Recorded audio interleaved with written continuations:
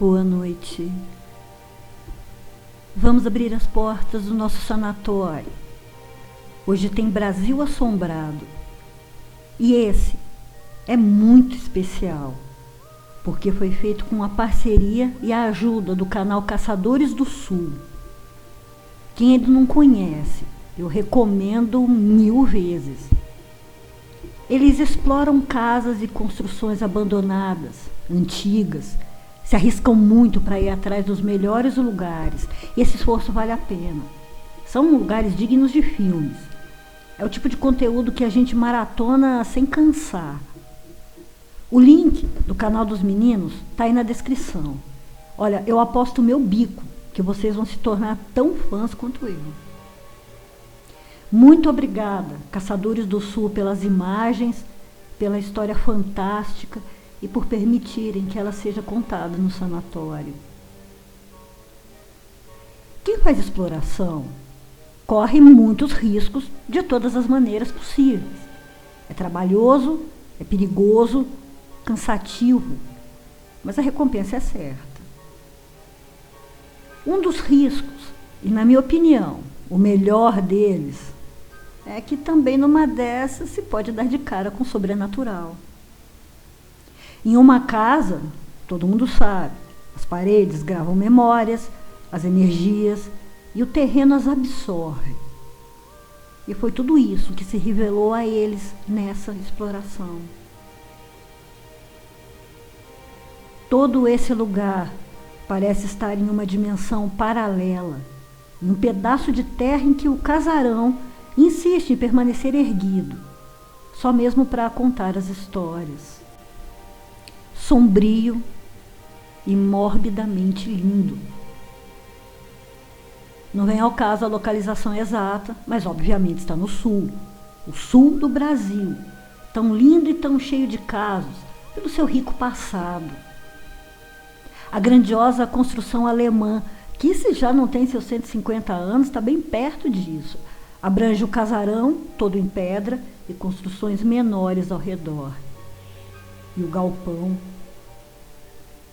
Desde que foi construída, muitos moradores passaram por lá e tocaram suas vidas. E com isso, várias energias de diferentes pessoas, de diferentes épocas, ficaram todas lá, registradas. E conforme a casa ia sendo desbravada pelos exploradores, pelos nossos amigos os Caçadores do Sul, essas energias se sentiram à vontade para se manifestarem. Desde a primeira visita de exploração, sutilmente, essas forças foram sendo notadas. O lugar estava frio, pesado, mas até então toda a beleza sobrepunha. Já em uma segunda visita, os exploradores foram recebidos por alguns urubus que rondavam a propriedade. E foi quando perceberam que, em algumas partes, as plantas e árvores estavam completamente secas. Além de todo lugar estar gelado, em pleno dia, mesmo com sol. Ainda assim, lindas fotos foram tiradas, mas ao olhar um pouco mais dentro da casa, já começaram os sinais. A lanterna descarregou, de repente. E eu nem preciso dizer que ela tinha sido carregada a 100% antes deles saírem. E como eu disse, já eram os primeiros sinais, que foram ficando bem mais fortes. Depois do vídeo da exploração ter sido exibido, coincidência ou não, uma antiga moradora entrou em contato com os exploradores. E ela queria falar sobre a casa, queria contar o que sabia e o que tinha passado ali. E assim fez. A mulher hoje, com seus 42 anos, mudou-se para a propriedade com 8. Mais velha de 5 irmãos, passou a viver lá com eles, os pais e a avó paterna. Mas a avó e sua mãe não se davam bem, viviam em pé de guerra. As crianças eram felizes, brincavam muito em todo aquele espaço, tinham a natureza inteira no quintal. Só o que estragava era que elas sabiam que a sua mãe não era feliz. Possivelmente ela sofria de depressão.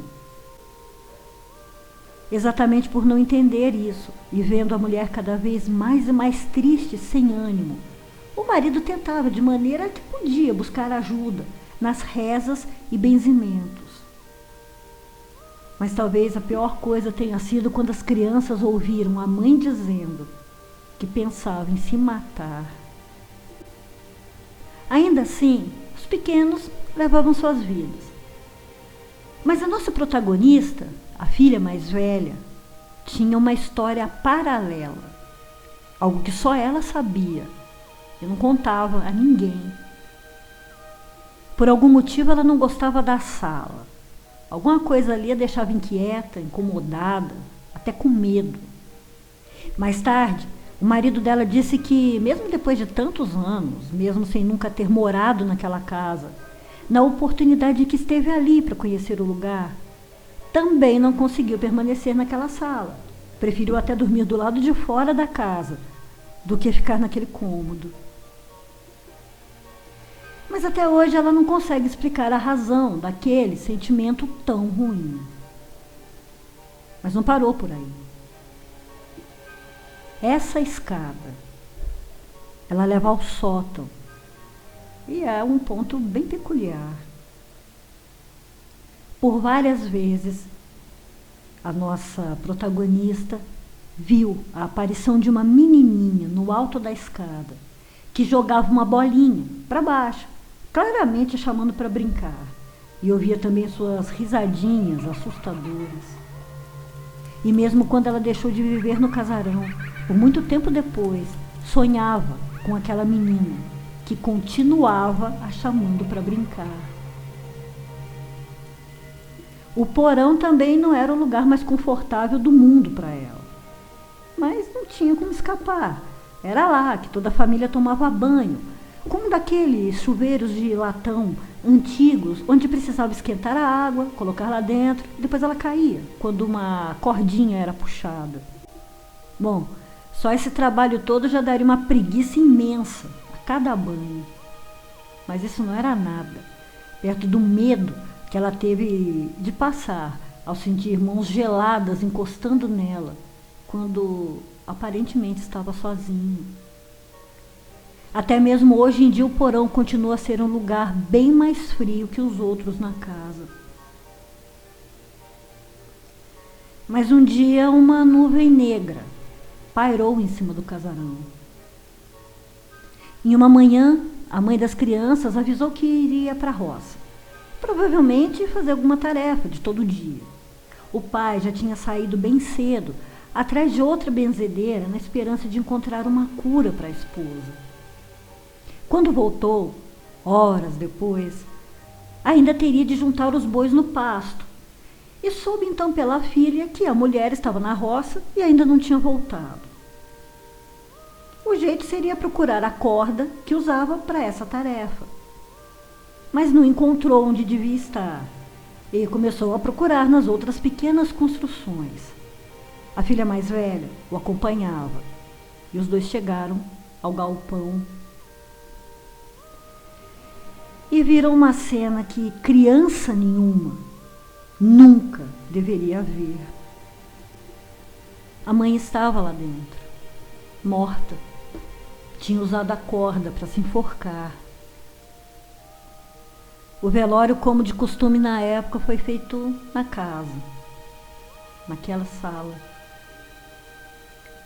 Falar como as coisas ficaram depois é desnecessário, mas o fato é que ficaram bem piores. Com o pai abalado com o que aconteceu, as crianças passavam por todo tipo de necessidade e foi pesado demais para o homem suportar sozinho. Então ele achou que seria melhor dar os filhos para adoção. Os 4 menores conseguiram novas famílias em pouco tempo, mas a mais velha, justamente por esse motivo, por ser mais velha, não. E continuou na casa, vivendo com o pai até seus 13 anos. Mas, por sorte, era hora, de tanto sofrimento acabar. A família daquele que seria seu futuro marido fez uma visita, pois já eram conhecidos e também tinham lá um certo parentesco. E o mais legal é que mesmo o rapaz sendo já comprometido, Ela sabia, ela tinha certeza que era ele, o seu príncipe encantado. E era. Ele não chegou num cavalo branco, mas a salvou de lá. E quando a levaram para morar com eles, depois de um tempo, acabaram se casando. Depois de muitos anos longe, já com a vida reconstruída ao lado do seu grande amor, faltava só mais uma coisinha para que tudo ficasse realmente zerado de vez. É claro que o suicídio da mãe ainda a atormentava, e estando agora mais velha, seria mais fácil compreender o que tinha levado a tomar uma decisão tão extrema. Ela resolveu então voltar ao casarão. Quando chegou à casa da infância, várias lembranças retornaram, e ela começou a remexer coisas, olhar, e mexendo em alguns armários, encontrou algo que certamente sempre esteve ali, mas que não deve ter reparado, porque são coisas que uma criança não ia se interessar e muito menos procurar por elas. Era uma caixa cheia de fotos de pessoas que ela não conhecia, e uma delas chamou atenção. Uma família com o casal, 2 filhos, um menino e uma menina. Era esse então mais um mistério que ela precisava descobrir. Foi aí que, conversando com moradores antigos, as coisas foram começando a clarear. Ela descobriu que um dos motivos para o suicídio da mãe foi a pressão psicológica feita pela sogra durante anos. E vai saber o quão forte, implacável foi isso tudo, principalmente para uma pessoa que sofria de depressão. Imagine o que ela teve que suportar sozinha, até não aguentar mais. E para piorar, ainda soube que quando se matou, sua mãe estava grávida. Isso a fez pensar que talvez aquela garotinha da escada pudesse ser o espírito de sua irmã, que nem chegou a nascer. Mas eu pessoalmente, penso que não, já que os espíritos não crescem, eles não envelhecem, e era ainda uma alma muito pura, que provavelmente tenha reencarnado pouco tempo depois. Mas voltando à conversa, tinha chegado a hora de perguntar sobre as fotos. Então ela soube que as fotos datavam de 1913 e que pertenciam a outra família que tinha vivido na casa bem antes deles. Como eu disse na foto, estavam um casal e 2 filhos, um menino e uma menina. Mas na realidade, eram 3 filhos, eram 2 meninas. Uma delas teria sido morta naquela casa pela própria mãe. Seria ela a menininha na escada? Outra revelação foi que na propriedade, principalmente à noite, as atividades sobrenaturais ficavam intensas, com muitas manifestações. A verdade era que aquela nuvem negra sempre esteve lá. Toda beleza apenas camufla que, na verdade, é um reino de morte. Até mesmo animais eram assassinados na construção que, para mim, é a mais sombria e a mais triste, o matadouro. Uma casinha feia e mórbida, com o chão marcado pelo sangue dos inocentes. Então hoje a Casa da Morte tem um novo dono, que está reformando para morar nela. Mas uma médium chamada para olhar o lugar foi bem clara em dizer que isso vai ser um erro perigoso e que ele devia mudar de ideia. Disse também que há pessoas enterradas ali. Só que a voz com que ela falou, não era a dela. Se é que vocês me entendem. Como eu disse, várias fotos foram tiradas pelos exploradores com uma única intenção de mostrar a beleza do lugar. Mas nessa foto, em especial, algo se destacou. Algumas pessoas viram nitidamente 2 rostos olhando através da janela. Já outros não conseguem ver nada além da casa.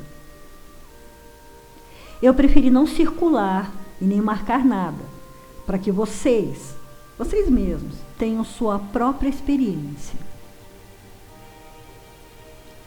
Muito obrigada, Caçadores do Sul, por me permitirem contar essa história fantástica para os meus pacientes. E vocês aí, queridões, vão lá conhecer o canal deles, se inscrevam, porque tem muitos outros lugares maravilhosos para vocês explorarem com eles.